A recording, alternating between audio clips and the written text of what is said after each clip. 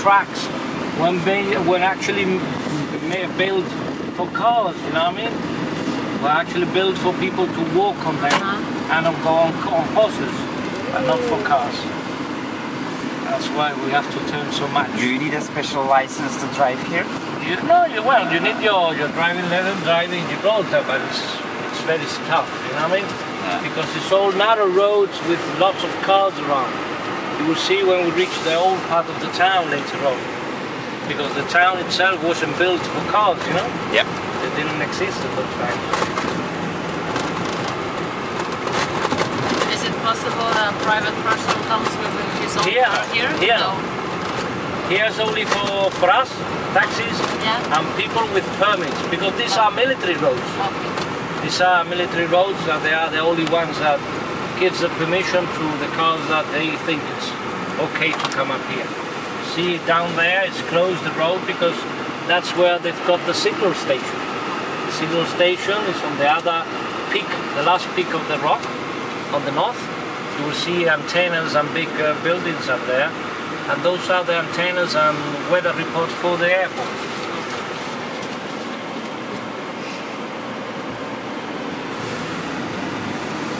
Again, you can see quite clear the entrance of the Atlantic now, you see, going to the Atlantic.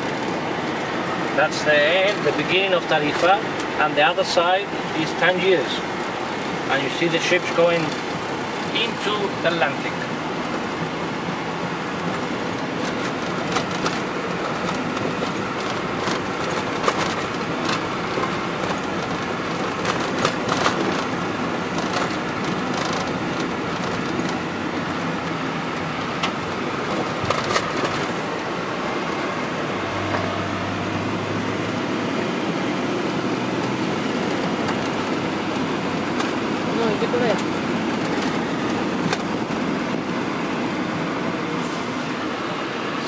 Fantastic view from here. The actual straits is very, very calm today. It's beautiful. Nice day to fish.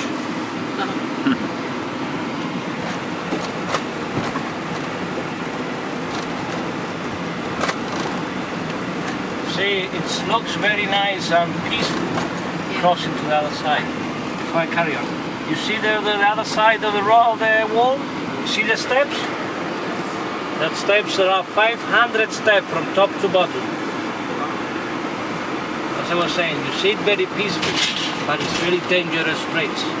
The currents change very quickly. You think it's nice and peaceful now, maybe in an hour's time, it gets really rough, but not on the top, on the bottom part of the sea. So lots of the people die every year, mainly Africans that try to cross to the European side, to Spain maybe, Tarifa. They go on these boats, there are 20, maximum 20, they get 40 people inside, and they don't realize that the sea there gets very rough very quickly. Because, like as I said, the currents changes very, very quickly. It doesn't give you time for nothing. Once you go into the sea and the currents are there, you swim and swim and swim, and you don't do nothing. So that's why they die, a lot of them die of the crossing of the straits. Alright guys, here we are now. This is the main road that will take us to the Great Siege tunnels.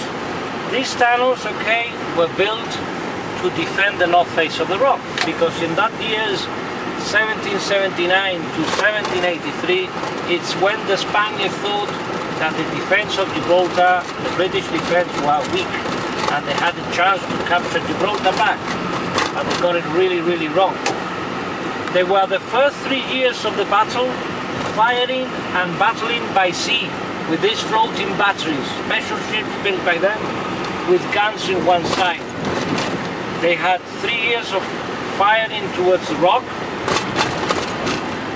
They destroyed the whole town, but they didn't destroy the defense. On the third year, the British came with a brilliant idea.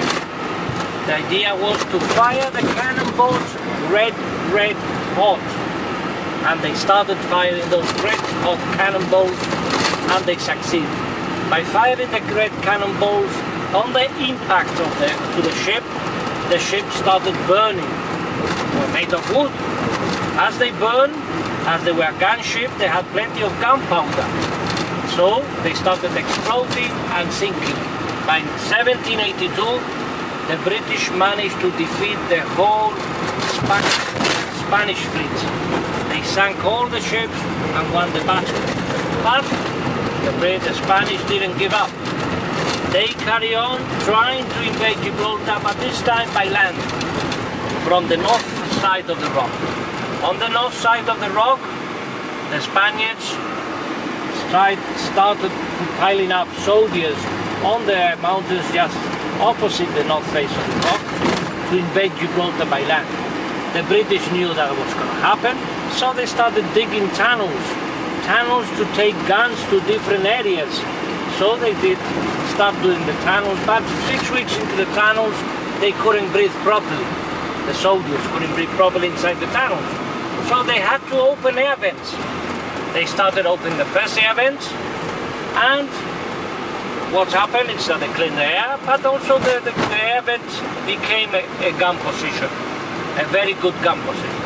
So they found out themselves that firing the guns from the air vent was very good gun position, so they dug more tunnels, more air vents, and more guns.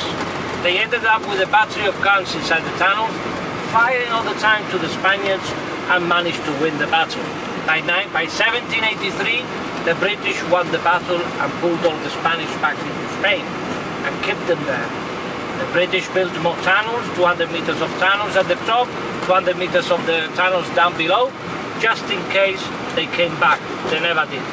They never had another battle until nowadays, no more one. That was the last battle between Spain and Great Britain, the Great Sea. And that's what you're going to see. You're going to see the original guns, the original tunnels built inside, okay? The only thing about this tunnel is when you go in, you walk down a hill, and then you have to walk it up, okay? But you can decide when to come up. When you feel tired, you just turn around and come up to the top. Because the way in you go is the way out you come, okay? So I will be waiting for you there. You need your tickets. You've got approximately, as I said,